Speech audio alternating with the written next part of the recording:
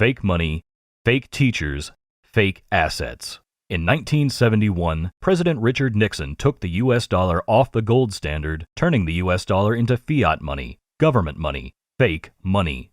In 2008, the world economy crashed when fake assets, fake mortgages, and fake financial experts led us down a path to ruin. Think about this. Why do schools choose not to teach us about money? Why are 78% of all Americans living paycheck to paycheck? Why are students staggering under $1 trillion in student loan debt? Because a fake world makes the rich richer and the poor and middle class poorer, and that's exactly how the government wants it.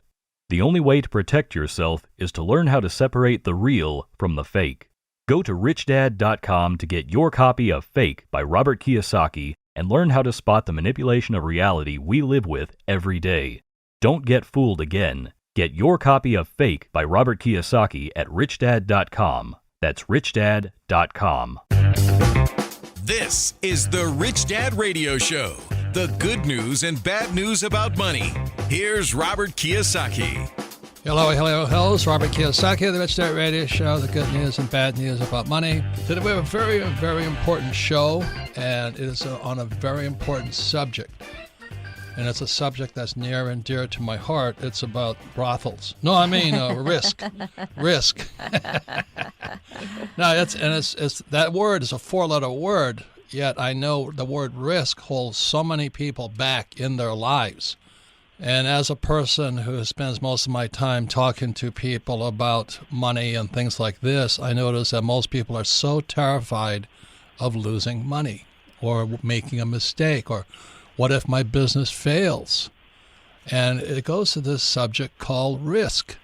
And it is not just a superficial surface four-letter word. It goes deep down into the core of the individual. So risk means different things to different people. So today our guest is Allison Schrager, and she's the author of a book that sounds interesting. I haven't read it, but I'd like to read it. It's called An Economist Walks into a Brothel, which came out 2019 this year. And I really like the title already. And she's going to be talking about people who walk into brothels and also surfers.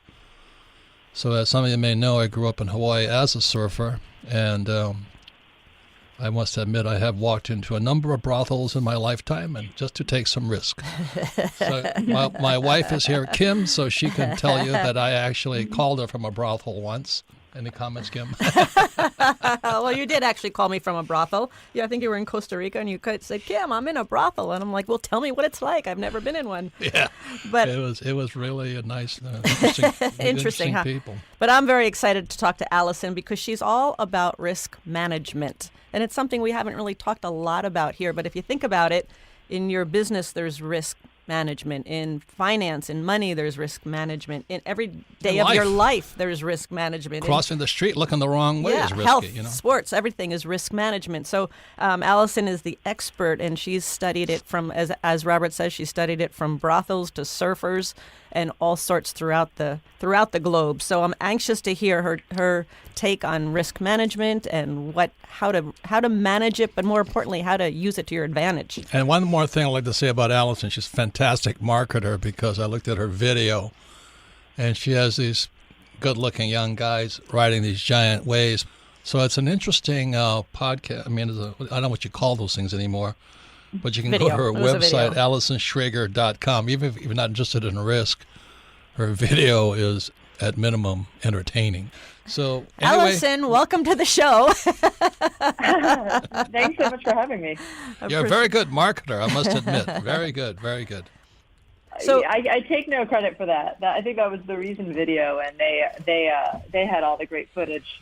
It worked. So well, your title is a great title because economists and brothels don't necessarily go hand in hand. So anyway, that's where we went with it because I study economics of retirement. It's not exactly I don't exactly do these sexy things in my work, and it was just I just kept putting me in these sort of places you would never expect, which is how we chose that title. So what is An Economist Walks into a Brothel? What's it about?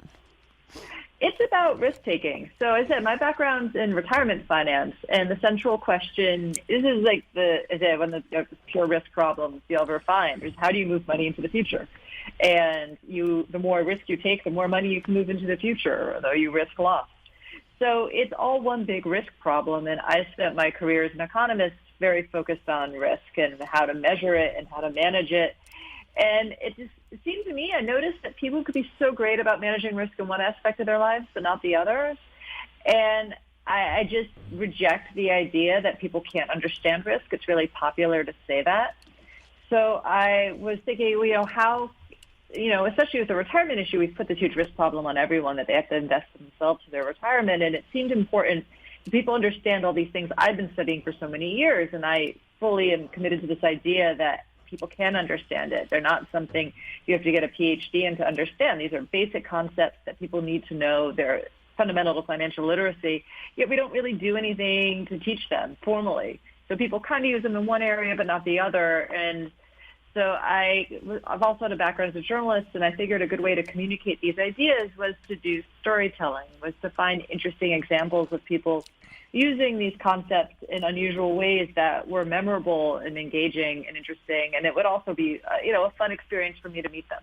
Well, that's great because today, Kim and I are hosting a kind of a luncheon for a U.S. congressman, and he's going to be talking about the retirement risk. There's a new video out by PBS called The Retirement Gamble. And one of the reasons that we started the Rich Dad Company was because, I'm sure 1974 was ERISA, the entire Employee Retirement Income Security Act, which led to the 401k, and all of these criminal activities called stocks, bonds, mutual funds, and ETFs. And it's just ripping people off. So I sit there and go, oh, my God. And now it's coming home to roost because the World War II generation, our parents' generation, they had what's called defined benefit pension plans. And today baby boomers have these things called no pension plans or defined contribution, IRAs, 401ks and things like this. An average person has no idea what the difference between a mutual fund and an ETF, a stock, or a bond is. And so that's why 22 years ago, we kind of put two words together called financial literacy. And now I'm glad to hear that people are actually using the word because it was made up. It didn't exist because our academic system is made up by people who are not risk takers. They're called school teachers. So anyway, I'm going to hear what you have to say about this because I'm very concerned about the growing gap between the rich and everybody else.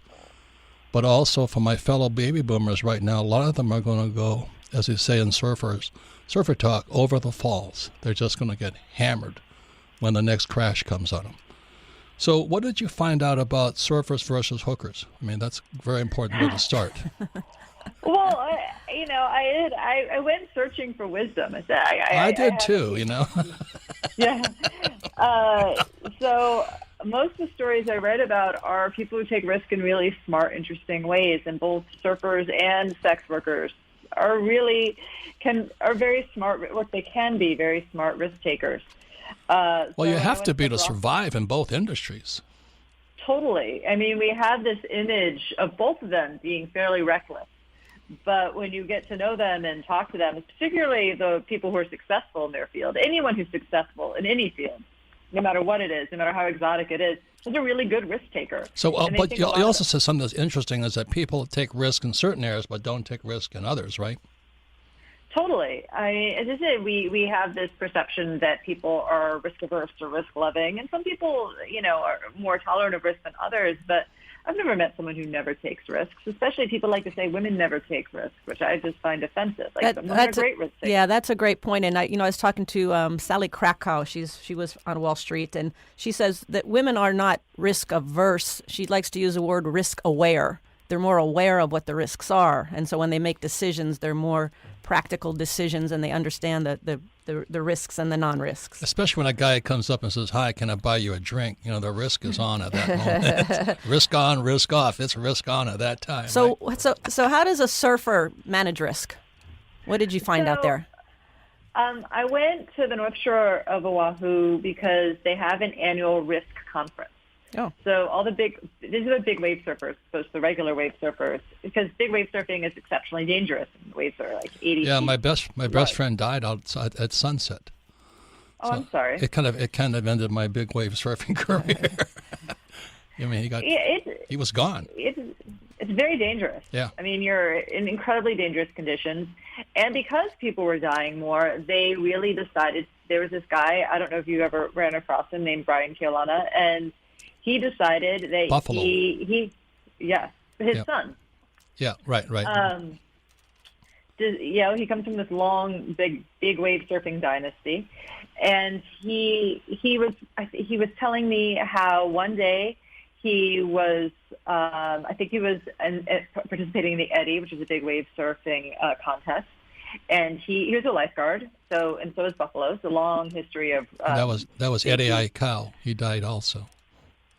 Yeah. Yeah. Exactly. So he was in the water after being wiped out, and he was reflecting. I think it was a couple of days before, there was a surfer who he couldn't rescue and who died, and this was haunting him. And he was now in similar waters. He was a very good swimmer, so he was raised in the water, so he wasn't worried about himself, but he was in the water, sort of bobbing along, waiting for a chance to swim to shore, when a friend of his came by on a stand-up jet ski. They were fairly new, and he said a light went on that, wow, we could use this tool to reduce risk.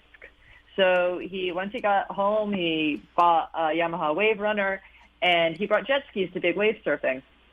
Now, but the thing is, the surfing world is haunted by this issue, which is, you bring a technology to make surfing safer. So with jet skis, it's that you can get rescued when you wiped out. And what happened is they went after bigger waves. Exactly. It's like a stock option. Yep. It's like it can be used as insurance, or it can be used as leverage.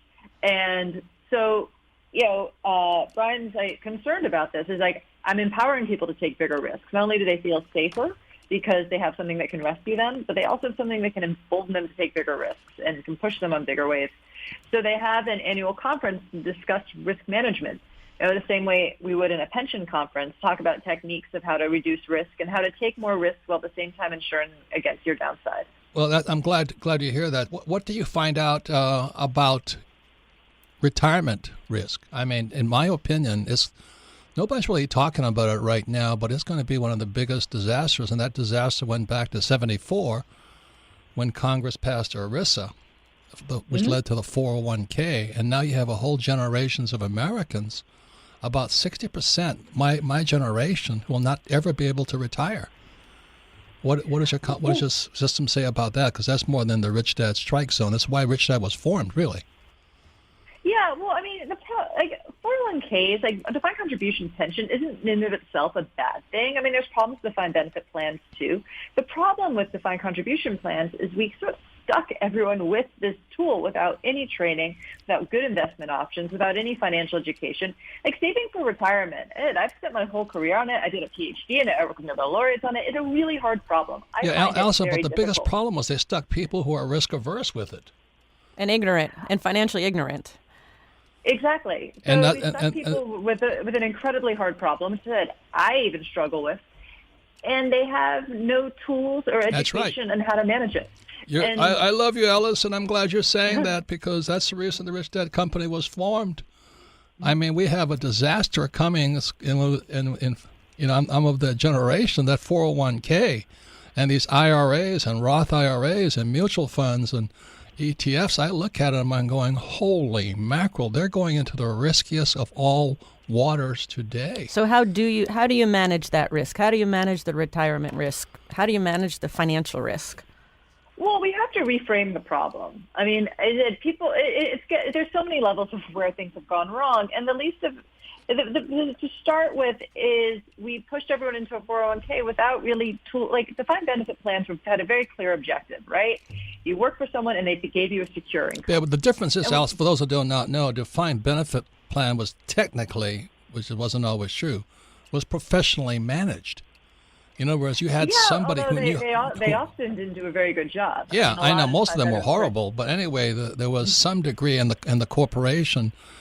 If you work for Ford Motor Company, you had a defined benefit. You got a paycheck for the rest of your life. So it was Ford who was managing that fund manager. But now they took on all the risk for you. And so that's why now, that's why 74 was such a big year for me. I went, holy mackerel, we've screwed a whole generation, and the bill is coming due today. Yeah, although a lot of people didn't have defined benefit plans, a lot more people can. I mean, defined contribution plans are a lot cheaper for companies to offer because they don't have to take on all this risk. That's why they did because they're cheaper. Because they don't have to pay for the employee for the rest of their lives. Well, what ERISA did is not only did it create the 401k, it made companies properly account for how expensive defined benefit plans were because they were being managed a lot more recklessly before. So ERISA forced companies to realize how expensive these promises were. And once they saw that, they're like, we want out of this. Not only that, when the corporate raiders found the defined benefit plan that was full of money, they went in and raided the company just for that pension plan.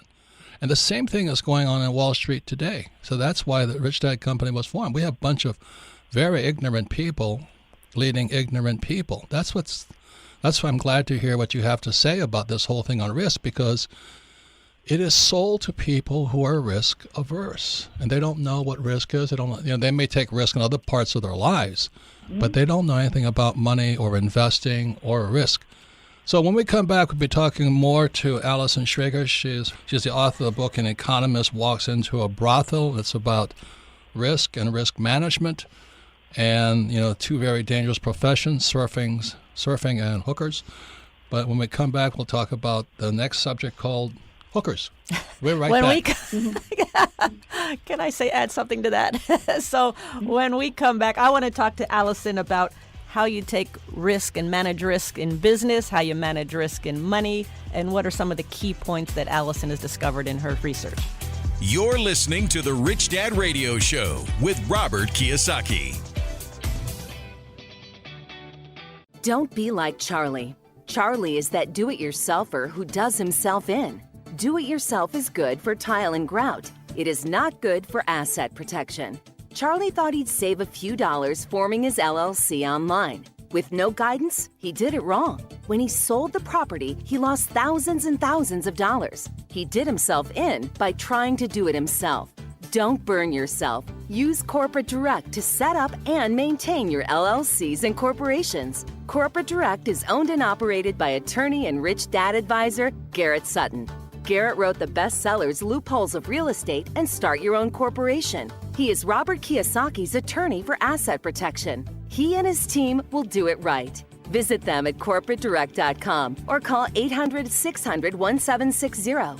Mention Rich Dad and receive $100 off your formation fee. That's corporatedirect.com. corporatedirect.com. What is your number one expense in life? Your number one expense. It's taxes. And I've asked the question is, how come there's no financial education in school, but why isn't there education on taxes either? They tell you to save money, which is stupid. They tell you to invest in the stock market, which is stupid.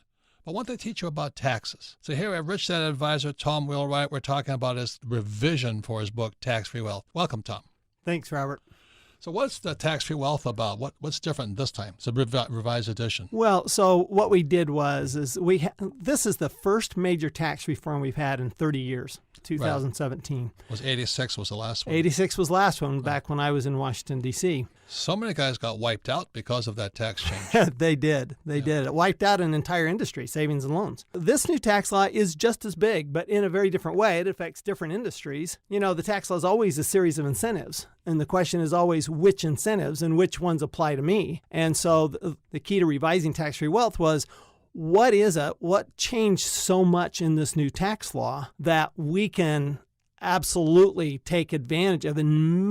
Seriously, the amazing incentives. For example, the bonus depreciation, for example, for real estate is unbelievable. You buy a $1 million apartment, get a $300,000 deduction or more the very first year. So if you want to make more money and pay less taxes like Donald Trump and myself, get Tom's book, Tax-Free Wealth. Financial freedom begins with financial education. Now back to Robert Kiyosaki and the Rich Dad Radio Show. Welcome back, Robert Kiyosaki, the Rich Dad Radio Show, the good news and bad news about money. And today we're talking about a very important subject, especially when it comes to the subject of money. It has to do with risk. And most people are so risk averse, they stay poor, absolutely poor, because our school system, as you know, teaches us zero about money. And on top of that, we're led by a lot of financial planners, stockbrokers, real estate brokers who are more broke than you are. So once again, you can listen to the Rich Dad Radio program anytime, anywhere on iTunes or Android. And all of our programs are archived at richdadradio.com. We archive them because one of the essentials of education is repetition. If you listen to this program one more time or two more times, you'll get smarter because, it's like a golf. When you play golf, the more you swing that club, hopefully the smarter you get. The biggest part about listening to this program, again, is get together with friends, family, and especially business partners. Listen to this program and discuss it because our guest today is Allison Schrager. She is an economist, and she's a founder of Life Cycle Finance Partners, LLC, a risk advisory firm, the author of great book, An Economist Walks Into a Brothel. Please get it. If nothing else, watch the video. It's fantastic. And it's about surfers and hookers. And her website is AllisonSchrager.com. So if you listen to this program one more time, you might learn something about a very important subject called risk. And we all take risk, but in different ways. And so one of the things that Allison and I were discussing at the break is everybody says investing is risky. That's absolutely not true. There are ways you can mitigate risk down to zero, but you have to have the right advisor and the right, professional education support and here. the right experience. Yep. So, Kim, are we hundreds of thousands and millions in debt? We are. We Yeah. are, but that comes from education, that comes from experience, that Right. comes from knowledge. And Dave Ramsey, who's a good friend, he's got great advice. He says live debt-free. And for most And people, for that's most good people, that's very good advice. because they really should not be taking a risk with debt. So Allison, again, is an economist, and her book is An Economist Walks Into a Brothel. And she discussed surfers and hookers. And she was talking about how they take risk and how they manage risk. So many of our listeners, they're small business owners, they're small investors. So what would you say to them, some of the keys on how to manage risk as a small business owner or as an investor?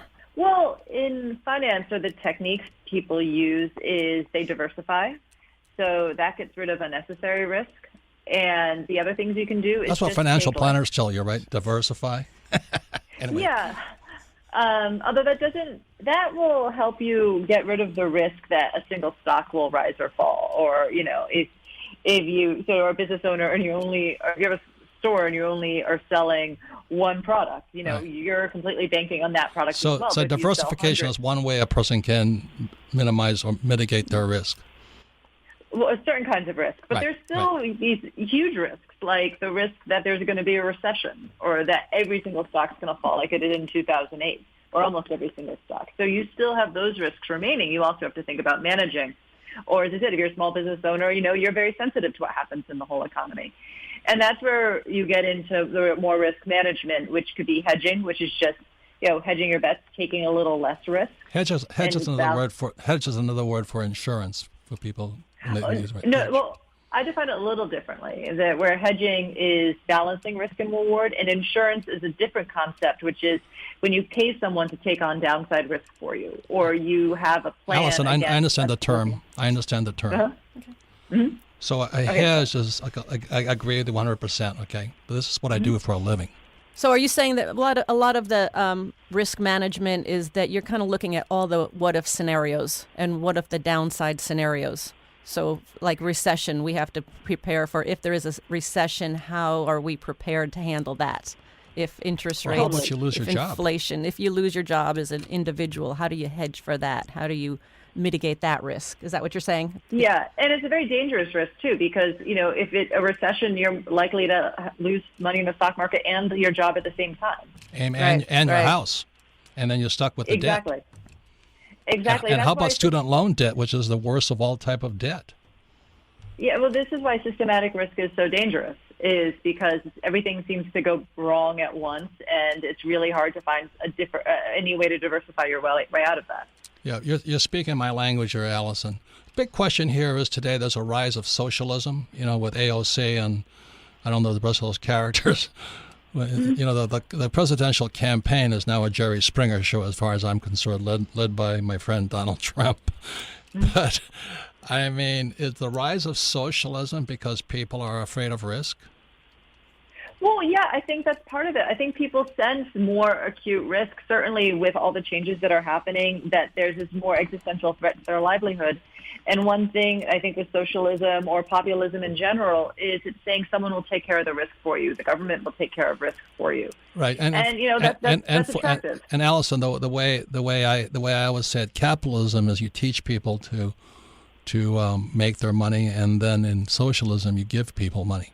And that's why people want the government to take care of them. That's why they want free education, free health care, free education, because they really are so risk averse right now. Well, you know, there's a lot of risks, especially say when the economy is going through a big transition, is that you feel that systematic risk so much more, and it's particularly scary. Right. So how else does a person mitigate their risk or reduce their risk? Well, as I said, it could be, as I said, finding different ways to insure. Could be finding different ways to hedge. As I said, figuring out how much risk is right for you. Like I say, you guys feel comfortable taking on debt because you know how to manage that. That's not right for everyone. For other people, it would be getting rid of debt because, you know, if the economy tanks and you still have to make a mortgage payment, that's a riskier situation to be in. Right. So in your book, an economist walks into a brothel. How do brothel or sex workers manage risk? Well, you pay, like anything, you pay. You know, there's a cost to reducing risk. So I went to the brothels in Nevada to understand sex work is a very risky job traditionally. You know, you're walking the streets or you're meeting men online, and, you know, they can be violent, they can be police. So the women in Nevada, what they do is they work out of the brothels and they give up 50% of their earnings. They give it to the brothel, and in exchange, the brothel promises them complete safety.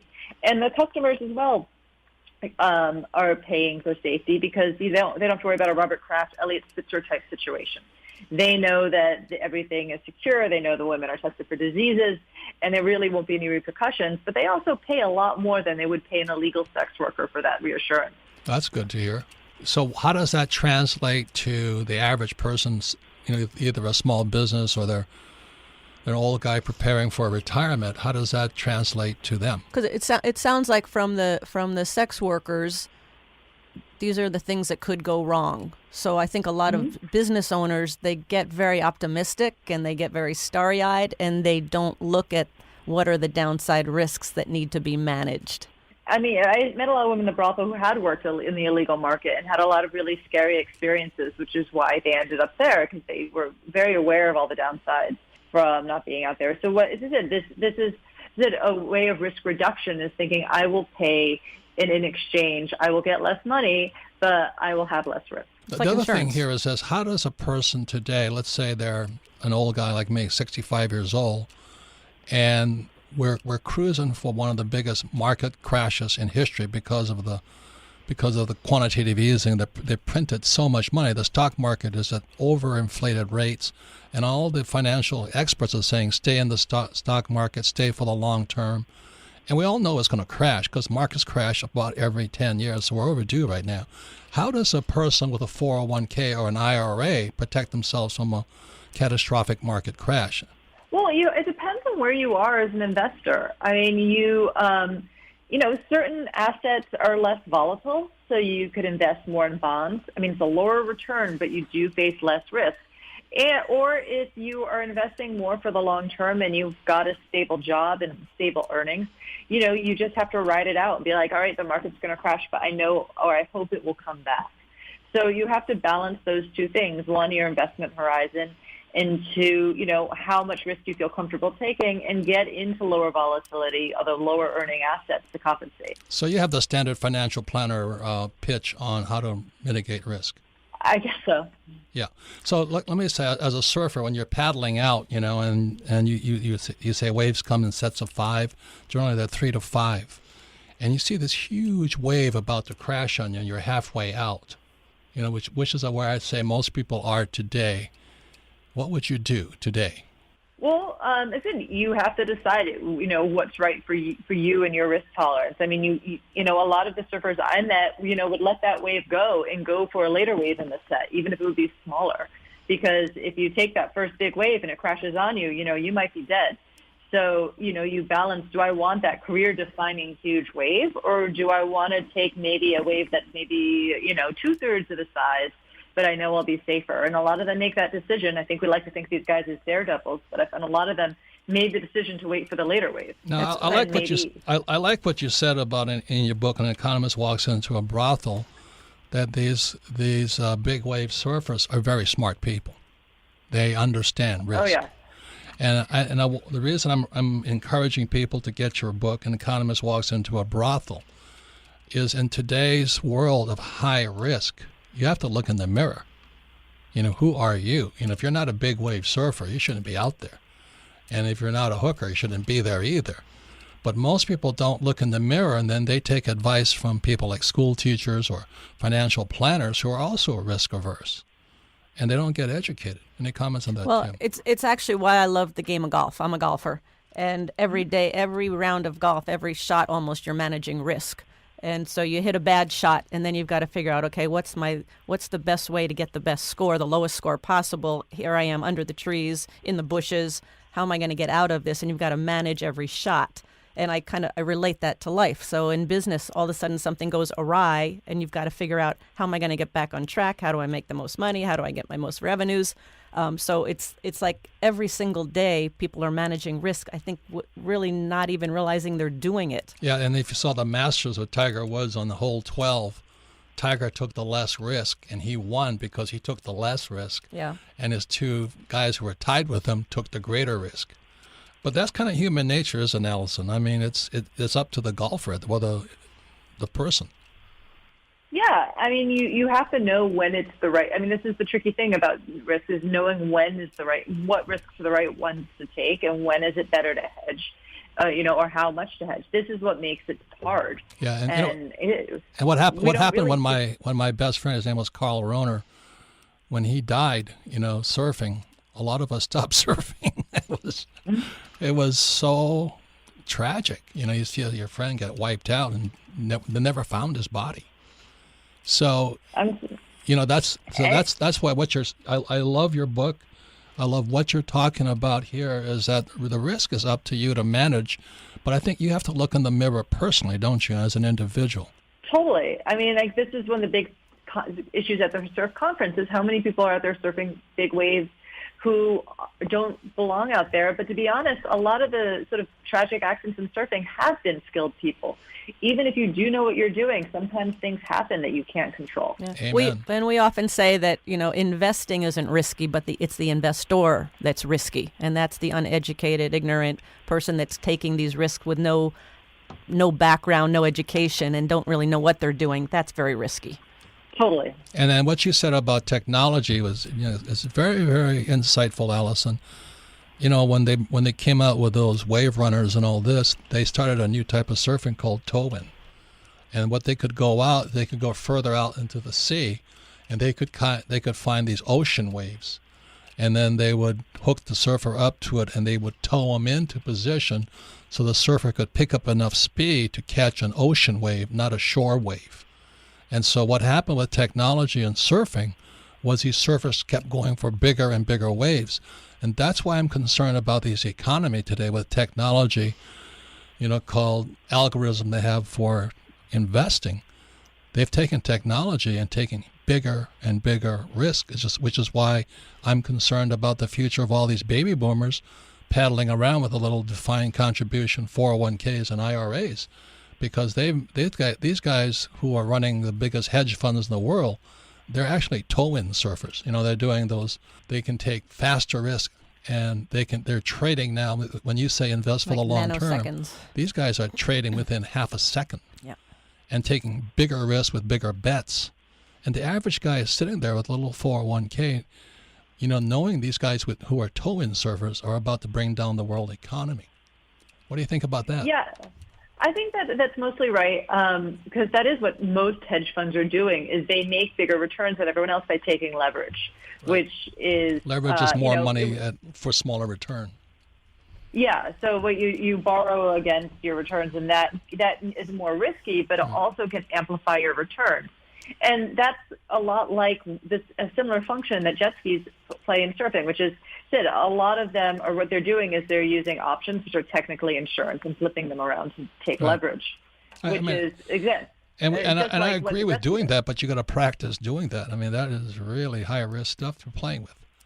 So, or more importantly, like what the surfers are discussing, is what about when those risks pose costs to others? Yep. Like, if you want to run a hedge fund and blow up your hedge fund, good for you. But if you are posing a systemic risk to other people, then where does the responsibility lie? And that's what happened in 2008 was the government bailed out those guys who brought down the economy. Some of them, yeah. That's what's happening today. Yeah, and I mean with the surfers as well, they discuss, when you get rescued. Right. And you're posing a risk to others, where does responsibility lie? Right. So, Allison, thank you very much. I'm really glad we've interviewed you. I love the title of your book, An Economist Walks into a Brothel. I love the two metaphors you use, surfing, big wave surfing especially. And we didn't even get into all the military examples that you used as well. There's a lot of different examples you use other than brothels and surfers, but that was great. Yeah, I flew for the Marine Corps, and we practiced before we went to Vietnam. So we knew there was risk, but we had more skill to handle risk. And that's my concern for the average person right now. We're cruising into one of the biggest crashes in history, and they don't know what's going to hit them. So anyway, thank you for your work, Allison. Thank you, Allison. Her website is Allison Schrager, SCHRAGER, AllisonSchrager.com. Go visit her website, and I'm sure there's a lot of great information on that. So thank you again, Allison. Thank you, Allison. Thank you. And when we come back, we're going to the most popular part of our program, which is called Ask Robert. You're listening to The Rich Dad Radio Show with Robert Kiyosaki. Don't be like Charlie. Charlie is that do-it-yourselfer who does himself in. Do-it-yourself is good for tile and grout. It is not good for asset protection. Charlie thought he'd save a few dollars forming his LLC online. With no guidance, he did it wrong. When he sold the property, he lost thousands and thousands of dollars. He did himself in by trying to do it himself. Don't burn yourself. Use Corporate Direct to set up and maintain your LLCs and corporations. Corporate Direct is owned and operated by attorney and rich dad advisor Garrett Sutton. Garrett wrote the bestsellers Loopholes of Real Estate and Start Your Own Corporation. He is Robert Kiyosaki's attorney for asset protection. He and his team will do it right. Visit them at corporatedirect.com or call 800-600-1760. Mention Rich Dad and receive $100 off your formation fee. That's corporatedirect.com. corporatedirect.com. Log on to richdadradio.com while you listen. Now back to Robert Kiyosaki. Welcome back, Robert Kiyosaki, the Rich Dad Radio Show, the good news and bad news about money. Again, I want to thank Allison Schrager because she's talking about her new book, An Economist Walks into a Brothel, 2019. She's the co-founder of Life Cycle Finance Partners, LLC, a risk advisory firm. I think that's interesting. Any comments there, Kim, on Allison? No, I think it's interesting because there's certainly in the interview and in our discussion with her, there were points that we disagreed on or not necessarily were so aligned on. For example, she said you have to take risks to make money. Okay, that's the biggest lie there is. We have a different point of view here at Rich Dad about that. Yeah. Anyway, so it's completely opposite. And it's why does Rich Dad, what the rich teach their kids about money that Wall Street doesn't. Wall Street does the education today. And be careful. My new book is out. It's called Fake Money, Fake Teachers, Fake Assets. Wall Street sells fake assets. They're called stocks, bonds, mutual funds, ETFs, and savings. That's who sells you those asset classes. They're fake assets. Like your house is not an asset. I said that in Rich Dad, Poor Dad. So we're a financial education company. I'm not a stockbroker. I'm not a real estate broker. But we are educators. We want to point out the differences. So our philosophy at Rich Dad is that you don't necessarily have to take risks to make money. Where the risk gets reduced is through education, through experience, through doing the real thing. Amen. And amen. you do that, amen. There's less risk. And you be careful in fake money, fake teachers, and fake assets. Most people listen to fake teachers. They're called financial planners, stockbrokers, real estate brokers, insurance planners. All these guys, they're just trying to sell you something. Look, there doesn't have to be risk. And I like Allison's book, An Economist Walks into a Brothel. because I was a big wave surfer until one of my best friends, Carl Rohner, he was killed out there. They never found his body. You know, that is a very dangerous business. As far as the whorehouses go, I said I did call Kim from one, but I did everything my mother said not to do became my to-do list before I got married. So anyway, I've done a lot of the things there.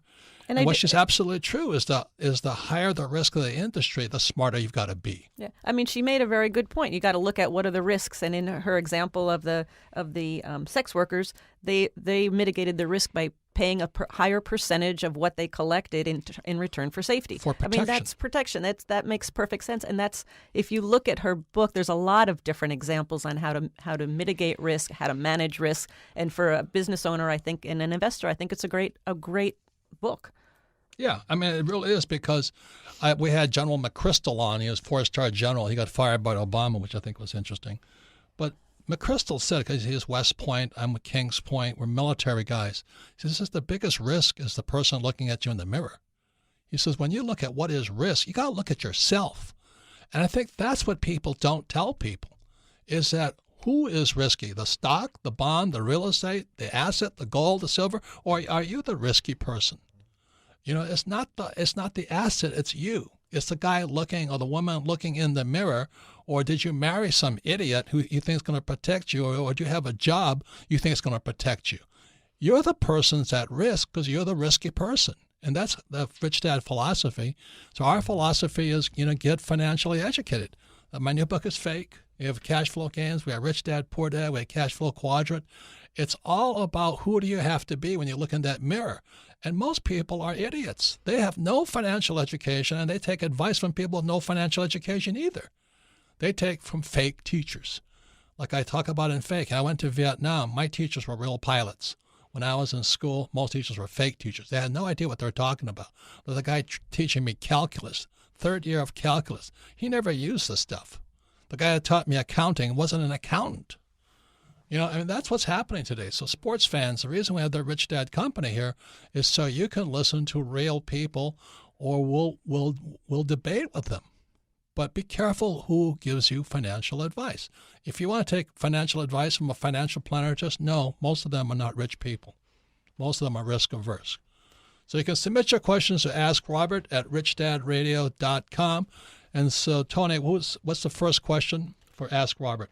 First question comes from Chelsea in Tempe, Arizona. Robert and Kim, how has your tolerance for risk-taking changed as you've become more successful? That's a great question. Yeah. Look, what every financial planner will tell you is that you have to take risk to make money. That is an out-and-out lie. See, the more financial education you have, the less risk you take, and the more money you make. Let's take a crash. Kim, when the markets crashed 2005, 6, and 7, did we make money or did we lose money? We made a lot of money. We made fortunes. Most people make fortunes when markets crash. The metaphor of the big wave surfer, that's God to us. I'm waiting. This next crash is coming. It's pretty close.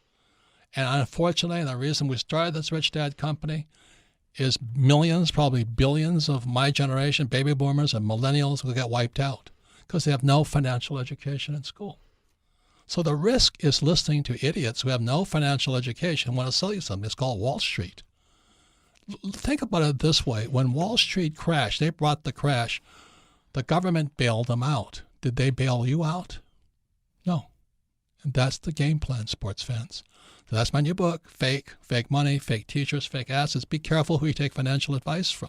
Any comments, Jim? Yeah, well, when you hear about risk, so most people think borrowing money is risky or investing your money is risky. And to Chelsea's point, we do bigger and bigger deals. We borrow more and more money because we have our experience. We've made a lot of mistakes. We've had successes. We're out there. We increase our knowledge with every single investment we do. So we can do the bigger deals and borrow more money and invest more money because of our education. Yeah. So let me give you one more piece of information. Diversification. Every financial plan will give you that same rot, diversify, reduce risk. That is a bunch of BS, blue sky. It's not diversify, it's de-worsify. You're not reducing your risk at all. Let me give you an example. From Rich Dad, Poor Dad and all the other books, there's 4 basic asset classes. There's business, the highest risk of all things. Yet people say, I'm going to start my business. They have no experience. They can't sell. They don't know taxes. They don't have a team. The second highest risk is real estate. And most people, we had a friend who said, yeah, I'm a real estate investor. I bought 6 houses that they lived in. That's not investing. That's consumption. But they think they're real estate investors. They think they're Donald Trump. The third asset class is paper assets, stocks, bonds, mutual funds, ETFs, and savings. That's what Wall Street and the bank pump out. And the fourth asset class are commodities, gold, silver, real estate, food, real commodities. Now, when Wall Street says to you, or people like Allison say to you, diversify, they're talking to you about de-worsifying, which means you go into the third category called paper assets, stocks, bonds, mutual funds, ETFs. Well, they say, put 60% of your money in equities when you're young and 40% in bonds. And when you get older, put 60% in bonds and 40% in equity, stocks.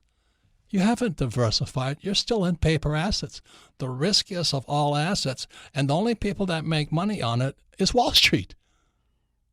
Smell the roses, man. These guys are the ones selling this garbage to you. Now, to do what Kim and I do, you have to have financial education, right, Kim? That's correct. That's why we have the cash flow game. That's why we've had advisors. We have Ken McElroy on real estate, not these phony flippers.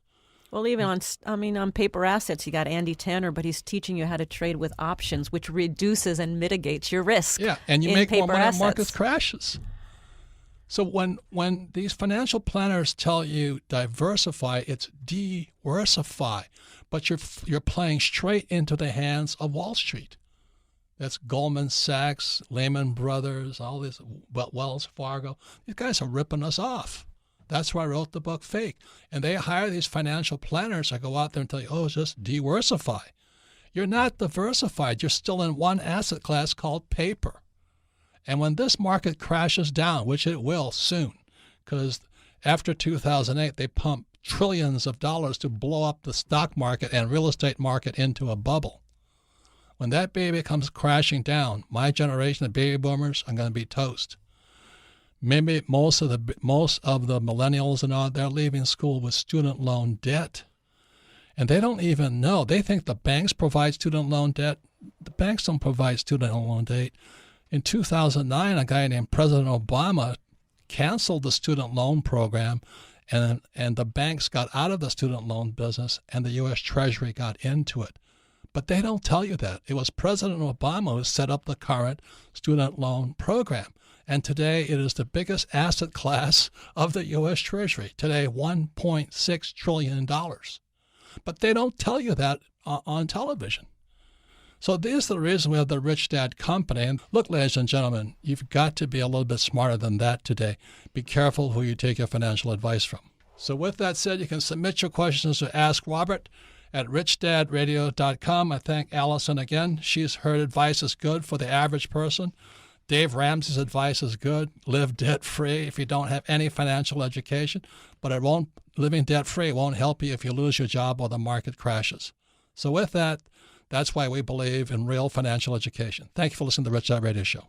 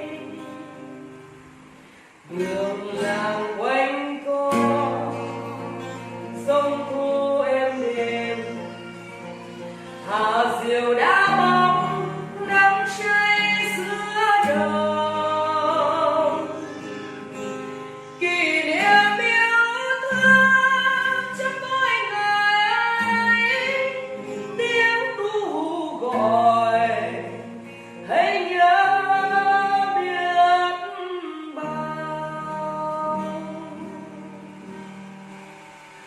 tôi xa quê bao năm tháng qua nhưng trong trái tim không bao giờ xa lời mẹ ru con hiu hiu chưa hè mùa lụt nước lũ bắt cá giữa